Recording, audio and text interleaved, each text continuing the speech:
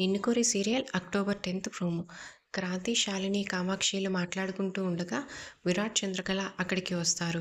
విరాట్ క్రాంతితో ఏరా నాన్న రెడీ అయ్యారా అని అడిగితే క్రాంతి అవునన్నయ్య, అమ్మ నాన్నని రెడీ చేసింది అని చెప్తాడు.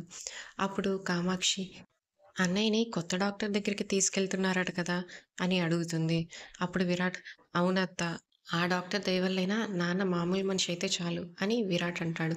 అప్పుడు క్రాంతి ఆ డాక్టర్ అమెరికా నుంచి వచ్చారు అత్తయ్య, డెఫినెట్గా నాన్నని బాగు చేస్తారు అని అంటాడు. అప్పుడు కామాక్షి కూడా అన్నయ్య ఎలాగైనా మామూలు వాడైతే చాలురా అని అంటుంది. అంతలో శాలిని వాళ్ళ మావయ్య గారికి తగ్గిపోతే తన విషయాలన్నీ బయటపడతాయని కంగారు పడుతూ ఉంటుంది. వాళ్ళని ఎలా ఆపాలా అని ప్లాన్ చేస్తూ ఉంటుంది.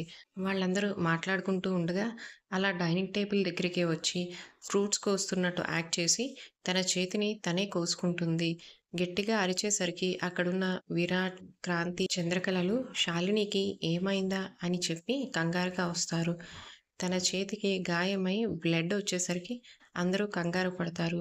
శాలిని మాత్రం ఈ గాయాన్ని అడ్డుపెట్టుకుని వాళ్ళని ఎలాగైనా డాక్టర్ దగ్గరికి వెళ్ళకుండా ఆపాలి అని అనుకుంటూ ఉంటుంది.